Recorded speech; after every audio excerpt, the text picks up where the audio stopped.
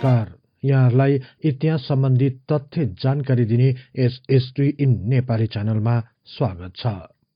Korea प्रायद्वीपमा दुई राष्ट्रहरू रहेका छन्, साम्यवादी व्यवस्था भएको उत्तर कोरिया र पुँजीवादी व्यवस्था भएको दक्षिण कोरिया। एकताका यी राष्ट्रहरू एक थिए, तर पछि राजनीतिक व्यवस्था सहित दुई अलग राष्ट्रहरू बन्न गयो। कसरी र किन यो कोरिया प्रायद्वीप दुई राष्ट्रहरूमा अलग भए? उत्तर कोरियामा साम्यवादी व्यवस्थाको जग कसले बसाए? कसरी एउटै वंशले एक छत्र राज गरे? यसबारे विस्तृत जानकारी सहितको कार्यक्रम प्रस्तुत गर्नेछौं। विश्वास छ सदाझै यस कार्यक्रमलाई पनि उत्तिकै मन पराइदिनुहुनेछ। आउनुहोस्, नेपाल तथा विश्व इतिहासको बारे तथ्य तथा प्रामाणिक जानकारी दिने उद्देश्यका साथ इतिहासका विद्यार्थीहरूद्वारा निर्मित यस कार्यक्रमलाई मन पराई लाइक, शेयर र सब्स्क्राइब गरिदिनु हुन अनुरोध गर्दै म कार्यक्रम प्रस्तोता सार्थक नेपाल यहाँहरूलाई हार्दिक स्वागत गर्दछु।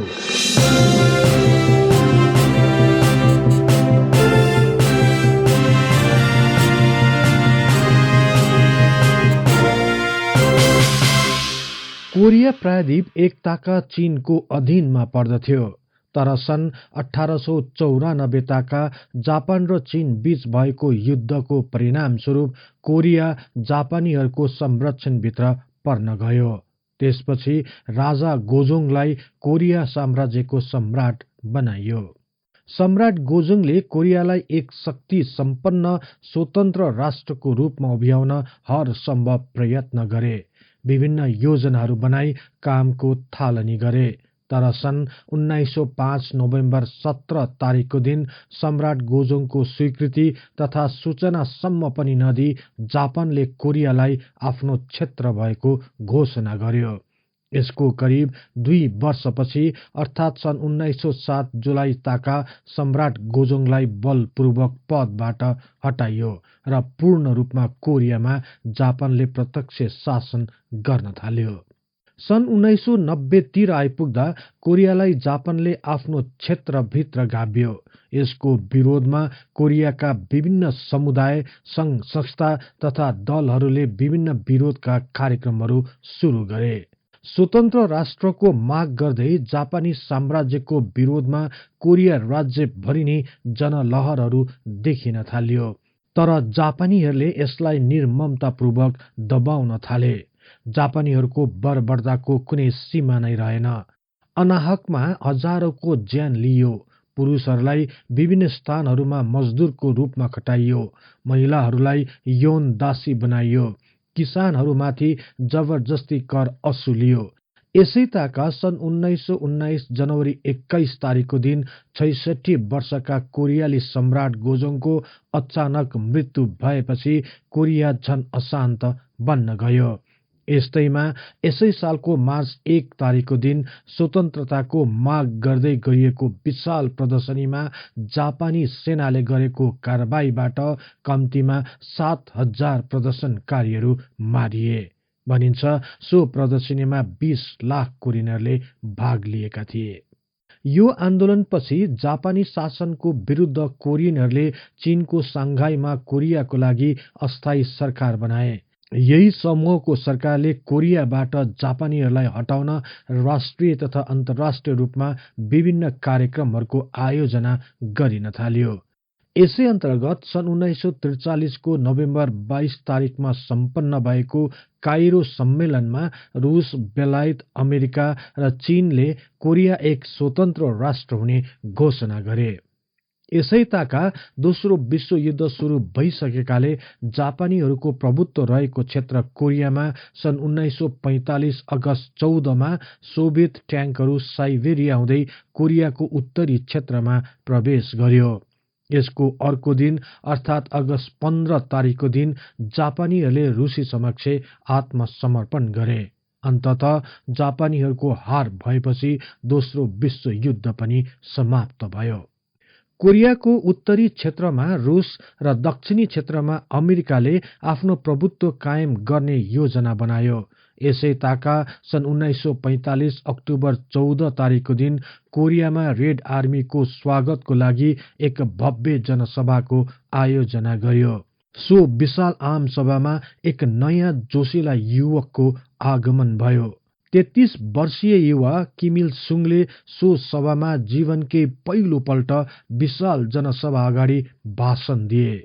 आफ्नो जीवनको 26 वर्ष निर्वासनमा बिताएकाले होला उनको बोलीमा कोरियनपना कति पनि थिएन। अलि आत्तिएको जस्तो हावभाव, शब्दहरूको अस्पष्ट उच्चारण र भाषण गर्ने कलाको कमीका कारणले गर्दा सो कार्यक्रममा उनको प्रस्तुति फितलो रह्यो। तर पनि उत्तर कोरियाको भावी नेताको रूपमा जग बसाउन उनी सफल भए। सो सफल व्यक्तित्व जो उत्तर कोरियाका भावी सर्वोच्च नेताको रूपमा परिचित हुँदै थिए, उनको सन् 1912 अप्रिल 15 तारिकको दिन उत्तर कोरिया स्थित प्योङयोङ नजिकको एक गाउँमा जन्म भयो। उनको बाल्यकालको नाम किम सोङ जू हो। यही समयताका जापानी सैनिकहरूले कोरियनमाथि बर्बर यातना दिन थालेपछि हजारौं कोरियनहरू त्यहाँबाट मन्चुरियातर्फ पलायन भए। यही समूहमा किम र उनका अभिभावकहरू पनि थिए। त्यसपछि उनी चीनको जिलिन प्रदेशमा रही आफ्नो आधारभूत शिक्षा पूरा गरे। किम 17 वर्षको हुँदा नै भूमिगत मार्क्सवाद संगठनका सक्रिय सदस्य बन्न सक्षम भए। यो समूहका संस्थापक 20 जना सदस्य मध्ये उनी पनि एक थिए। तर सन् 1929 ताका उनलाई शंकास्पद गतिविधिका कारण स्थानीय पुलिसद्वारा समातियो र केही महिना उनी जेल परे। जेलबाट निस्केपछि उनी साम्यवादी विचारधाराका कट्टर समर्थक बने। विभिन्न स्थानहरूमा गई जापानी विरुद्धको अभियानमा सक्रिय भई लागे। उनी यही कार्यक्रम मार्फत चिनिया नेता माओ त्से-तुङका अत्यन्त नजिकका विश्वासी पात्र बन्न सक्षम भए। त्यसपछि सन् 1935 मा किमले आफूलाई किम इल सुङ भनी चिनाउन थाले, जसको अर्थ किम भविष्यको उदाउँदो सूर्य बन्नेछ भन्ने हुन्छ।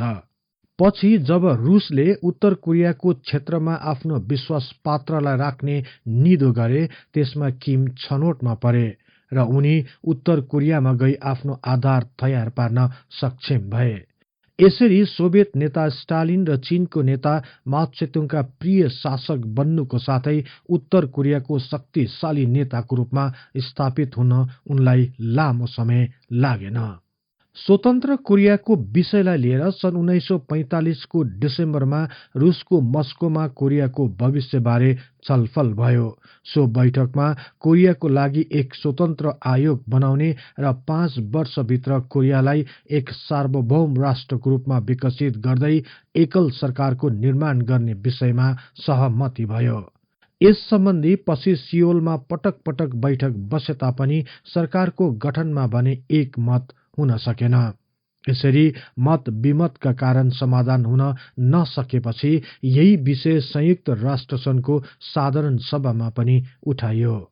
त्यसपछि राष्ट्र संघद्वारा कोरिया प्रायद्वीपलाई गणतन्त्र कोरियाको रूपमा स्वीकार गरियो। तर कोरिया भित्र भने उत्तरी र दक्षिणी कोरियाको रूपमा झनै विवाद सृजना भयो। आफ्ना समर्थक राष्ट्रहरूले विभिन्न मुद्दामा उकास्ने काम गरे। उत्तरी क्षेत्रमा रुस र चीनको समर्थन रह्यो भने दक्षिणी भागमा अमेरिका तथा पश्चिमी देशहरूको समर्थनमा पुँजीवादी देश बन्न गयो। त्यसपछि सन् 1948 सेप्टेम्बर 9 तारिकको दिन उत्तर कोरियाले आफ्नो क्षेत्रलाई डेमोक्रेटिक पिपल्स रिपब्लिक अफ कोरियाको रूपमा घोषणा गर्यो भने किम इल सुङ सर्वमान्य नेताको रूपमा स्थापित भए। किमले सर्वप्रथम राष्ट्रलाई सर्वशक्तिमान बनाउन सेनाको गठन आवश्यक रहेको ठानी कोरियन पिपल्स आर्मीको स्थापना गरे। उनको अर्को योजना अनुरूप कोरियालाई एकीकरण गर्ने अभियानलाई तीव्र बनाउने विचार गरे। सोही अनुसार दक्षिण कोरियामाथि आक्रमण गर्ने योजना बुन्न थाले। यसका लागि सबैभन्दा पहिले सोभियत नेता स्टालिनको समर्थन र सहयोगको लागि स्टालिन समक्ष आफ्नो योजनाहरू बताए। स्टालिन समेतको सल्लाहमा उनी सन् 1950 ताका चीनका नेता माओ त्से-तुङलाई भेट्न बेइजिङ गए। किम इल सुङको योजनामा अन्ततः चीनले पनि समर्थन दिएपछि सन् 1950 जुन 25 तारिकको दिन उत्तर कोरियाका सैनिकहरू रुसी ट्याङ्कको साथ दक्षिण कोरिया छिरे। केही दिन भित्र नै उत्तरी कोरियाई सेना दक्षिण कोरियाको सुदूर दक्षिण समुद्र तटस्थित बुसान र मसानको वरिपरिका क्षेत्रहरूमा पुग्न सफल भए। यसरी अचानक उत्तर कोरियाले दक्षिण कोरियामाथि आक्रमण गरेपछि जापान स्थित अमेरिकी सेनाको कमान्डर जनरल डगलस मेकार्थर अचम्ममा परे। तर उनले कुनै पनि होस नगुमाई दक्षिण कोरियालाई बचाउन विभिन्न योजनामा विचार गर्न थाले। अमेरिकी सरकार पूरै कोरिया प्रायद्वीपमा कम्युनिस्ट शासन भएको हेर्न चाहँदैनथे। त्यही भएर दक्षिण कोरियालाई जसरी भए पनि सहयोग गर्न तयार भए। यसपछि उत्तर र दक्षिण कोरियाको सिमाना स्थित चीनको नजिक इचियन क्षेत्रको ससाना टापुहरूमा अमेरिकाले आफ्नो सैनिकहरू उतारे। यो क्षेत्र चीनको सिमाना नजिक रहेकाले चीनले यसमा घोर विरोध गर्न सुरु गर्यो। साथै चीनले आफ्नो राष्ट्रको रक्षार्थ लाखौंको संख्यामा आफ्ना सेनाहरू सो क्षेत्रमा तैनात गरे। चीनको यो कार्यबाट अमेरिकी सरकार रुष्ट भए पनि सो कारवाही चीनतर्फ भने हुन दिएन। दक्षिण कोरिया र अमेरिकाको संयुक्त सेनाहरूले उत्तर कोरियाली सेनाहरूसँग भीषण युद्ध सुरु गरे। करिब 2.5 वर्षसम्म चलेको सो भीषण युद्ध कुनै निर्णायकसम्म पुग्न सकेन। यसरी युद्ध लम्बिँदै गएपछि जापानको हिरोशिमा र नागासाकीमा रहेको जस्तै अमेरिकी कमान्डरहरूले उत्तर कोरियामा पनि परमाणु बम खसाल्ने योजनामा विचार विमर्श गर्न थाले। तर यसले ठूलै क्षति हुन सक्ने विचार गरी यसको सट्टा अन्य प्रकारले उत्तर कोरियालाई दबाव दिने निर्णय भयो। सोही अभियान अन्तर्गत अमेरिकी हवाई सेनाले उत्तर कोरियाको विभिन्न शहरहरूमाथि भीषण बमबारी सुरु गर्यो। करिब 6,35,000 टन ओजनको बम मध्ये 2 लाख भन्दा बढी बम त उत्तर कोरियाको राजधानी प्योङयोङमा मात्रै खसाले। यो हवाई आक्रमणबाट उत्तर कोरियाको प्रमुख शहरहरू तहस नहस भयो। तर पनि उत्तर कोरियाली सैनिकहरू डटिरहे।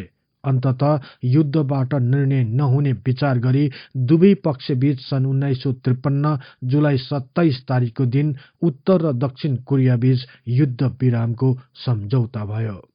यस कोरियाई युद्धमा दुवै तर्फ गरी करिब 10 लाख सैनिकहरू मारिएको अनुमान गरिएको छ भने करिब 20 लाखको संख्यामा सर्वसाधारणहरूको मृत्यु भएको थियो। उत्तर कोरिया र दक्षिण कोरिया बीच भएको शान्ति सम्झौता पश्चात उत्तर कोरियामा किम इल सुङले आफ्नो स्थान मजबुत बनाए। युद्धमा तहस नहस भएको आफ्नो क्षेत्रहरूलाई पुनर्निर्माणमा जोड दिए। सैनिक शक्ति र राजनैतिक शक्तिलाई आफ्नो हातमा लिँदै किम इल सुङले एक छत्र रूपमा उत्तर कोरियामा आफ्नो एकाधिकार कायम गर्दै साम्यवादी शासनलाई मजबुत बनाउन कुनै पनि कसर बाँकी राखेनन्। युद्ध पश्चात पहिलो पल्ट सन् 1954 अगस्त 15 तारिकको दिन भएको राष्ट्रिय दिवसको रूपमा भव्य कार्यक्रमहरू गरी मनाइयो। सो अवसरमा देशको विभिन्न स्थानहरू जस्तै रेलवे स्टेशन, मन्त्रालय तथा होटलहरूमा किम इल सुङका ठूल्ठूला चित्रहरू लगाई प्रदर्शनी गरियो। एक मात्र शासक किम इल सुङलाई भगवानको अवतारको रूपमा दर्शाइयो। उनका विभिन्न अभूतपूर्व कार्यहरूको वर्णन गर्दै विभिन्न चलचित्रहरू निर्माण गरियो। उनले हिँडेका तथा पाइला टेकेका क्षेत्रहरूलाई एक पवित्र स्थलको रूपमा विकास गर्यो। उत्तर कोरियाली जनताहरूको एक मात्र विघ्नहर्ताको रूपमा किम इल सुङलाई प्रस्तुत गरियो। उनको विरोध तथा आलोचनालाई पूर्ण रूपमा दबाइयो।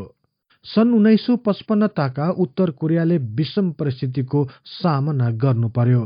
भुखमरीको कारण उत्तर कोरियालीहरूको स्थिति साह्रै नाजुक भयो। ससाना बच्चाहरू भीख माग्न बाध्य भए। तर किम इल सुङको सरकारबाट यसलाई समाधान गर्न विभिन्न उपायहरू लागू गरे।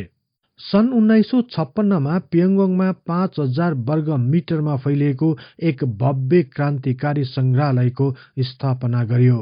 यस संग्रहालयमा किम इल सुङद्वारा जापानको विरोध गरेको गतिविधिहरूलाई चित्रित गरिने सामग्रीहरू राखिनेको साथै किमको 15वटा आदमकदको मूर्तिहरू पनि बनाइयो।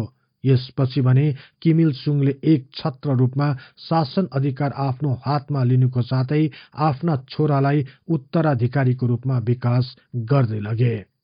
भनिन्छ सन् 1968 किमले दक्षिण कोरियाका राष्ट्रपति पार्क चुङको हत्या गर्ने उद्देश्यले केही छापामार दल दक्षिण कोरिया पठाएका थिए। तर सो संघर्षमा केही उत्तर कोरियाली कमान्डरहरू घटनास्थलमा नै मृत्यु भएपछि सो योजना असफल भएको थियो। यसपछि सन् 1972 किम इल सुङलाई पार्टीको अध्यक्ष लगायत देशको राष्ट्रपति भएको घोषणा गरियो। उनको सम्मानमा विभिन्न आकर्षक ब्याचहरू प्रकाशित गरियो। किम इल सुङको 60औं वर्षगाँठको कार्यक्रमलाई भव्य रूपमा टेलिभिजनमा प्रसारण गर्न थालियो। आम जनताहरूले आफ्नो कार्य सुरु गर्नुभन्दा पहिले किमको विशाल मूर्ति तथा चित्रको सामुन्ने आफ्नो शिर झुकाउने प्रथा बसाल्न थालियो। अन्ततः सन् 1994 जुलाई 8 तारिकको दिन 82 वर्षको उमेरमा किम इल सुङको हृदयघातको कारण मृत्यु भयो। उनको मृत्यु भएको बारे 34 घण्टासम्म पनि कुनै जानकारी दिइएन। पछि रेडियो पेङयोङद्वारा महान हृदयले काम गर्न बन्द गर्यो भन्दै किम इल सुङको मृत्यु भएको घोषणा भयो। राष्ट्रको सर्वोच्च व्यक्तित्वको अवसानपछि उत्तर कोरियामा श्रद्धाञ्जली स्वरूप विभिन्न सरकारी तथा निजी कार्यालय, स्कुल तथा कारखानाहरूमा विशेष समारोहको आयोजना भयो। उनको मृत्युमा धेरै आम मानिसहरू रोए, कति त रुँदा रुँदै बेहोस पनि भए। बेहोस हुनेहरूको लागि विशिष्ट डाक्टरहरूको व्यवस्था गरियो। राष्ट्रिय टेलिभिजनमा महान नेताको विदाईमा जहाजको ककपिटमा बसेका पाइलटहरू भावविरल हुँदै रोइरहेका दृश्यहरू प्रसारित भइरहे। किम इल सुङको उत्तराधिकारी तथा उनका छोरा किम जोङ इलले पूरै देशभरि 10 दिनसम्म राष्ट्रिय शोकको घोषणा गरे। तर पनि कैयन दिनसम्म आम मानिसहरू किम इल सुङको विशाल मूर्तिको सामुन्ने श्रद्धाञ्जली स्वरूप फूल चढाउनेहरूको ताती लागिरह्यो। सन् 1994 जुलाई 17 तारिकको दिन अन्त्येष्टिको कार्यक्रम तय भयो। सो कार्यक्रममा उत्तर कोरियाको विभिन्न स्थानहरूबाट हजारौंको संख्यामा मानिसहरू राजधानीमा जम्मा भए। त्यसपछि उनको शरीरलाई एक ग्लास हाउसमा राखियो। यस प्रकार उत्तर कोरियाका सर्वोच्च महान नेताको अन्तिम विदाई गरियो र नगरको उच्च टावरमा लेखियो, हाम्रा महान नेता सदैव जीवित रहनुहुनेछ।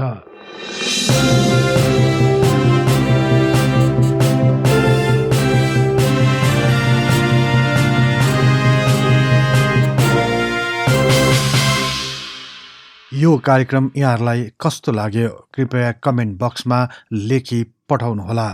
यस्तै रोचक तथा तथ्य इतिहासको लागि हिस्ट्री इन नेपाली च्यानललाई सदैव सम्झनुहोस्। इतिहासको कुनै पनि कालखण्डबारे तपाईलाई सुन्न र बुझ्न चाहना राख्नु भएको छ भने तल रहेको कमेन्ट बक्समा उल्लेख गर्नुहोस्। हामी सो बारे प्राथमिकताका साथ कार्यक्रम बनाउने नै छौं। जाँदा जाँदै यस च्यानललाई लाइक, शेयर र सब्स्क्राइब गर्दै बेल आइकनमा क्लिक गरी हाम्रो यो तथ्य इतिहासको बारे ज्ञान प्रसार गर्ने लक्ष्यलाई साथ दिनुहोस् भन्दै अर्को कार्यक्रममा फेरि भेट्ने बाचा गर्दै म सार्थक नेपाल बिदा हुन्छु। हवस् त, नमस्कार।